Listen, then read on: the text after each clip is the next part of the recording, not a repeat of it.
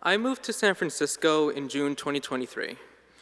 Having lived all my life in New Jersey, my home state, where I went to school, where all my friends and family members were, I did not know a single person in San Francisco or elsewhere in the Bay Area for that matter upon moving here. I was alone, but I knew the best way to make new friends was to put myself out there. I may have left my home state, but my passions and identities remained with me.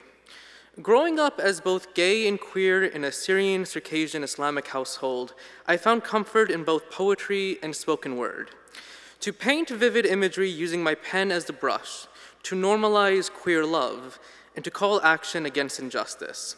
Back home in Jersey, my friends and I would perform at open mics in Montclair and Newark. So when I moved to the Bay, I would later seek a religious community that would make space for all who I was and came here. But immediately, I knew the best direction to go to find community would be an open mic.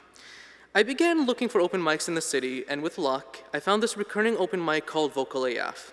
The next event was happening in July, 1 month after moving to the city. It was happening at an artist and event space called, in the Castro called Queer Arts Featured, the former home of Harvey Milk, his campaign headquarters, and camera shop. Upon entering the space, I was amazed and awestruck. What struck me the most, though, was seeing the person who would become my first friend in the city, who is also my dear mentor, and affectionately in our culture, my loving aunt and uncle, Amma or Khato. Mama Ghanoush is their name, a talented, fabulous, most kind and principled Palestinian drag queen, artist, and activist. Along with her husband, Zach, another talented and treasured friend as well, they hosted monthly open mics at this queer and trans haven. And that night, and for almost every other following month since, I performed both my poetry and spoken word. I sang of high praise for the Fog City, battle cries of liberation and hope in tough times, my own intersectional identities, and lastly, lines of rhyme for the men I loved with dazzling big eyes. What went from flying into the Bay alone to now being nestled in a community. I was so devoted to Vocal AF that both Mama Ghanoush and Zach asked me to help take the lead and co-host the event series in 2025.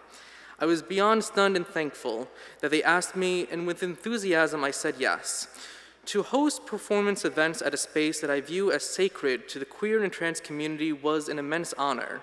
There was a joy in leading an art event, centered on talented voices that I don't get to share as often.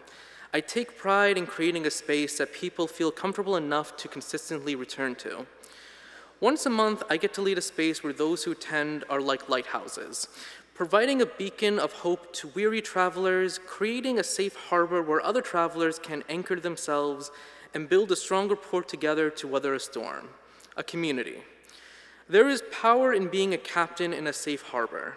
Being welcomed and converted to the power of all this, it was compelling and joyful to agree to do my part in it.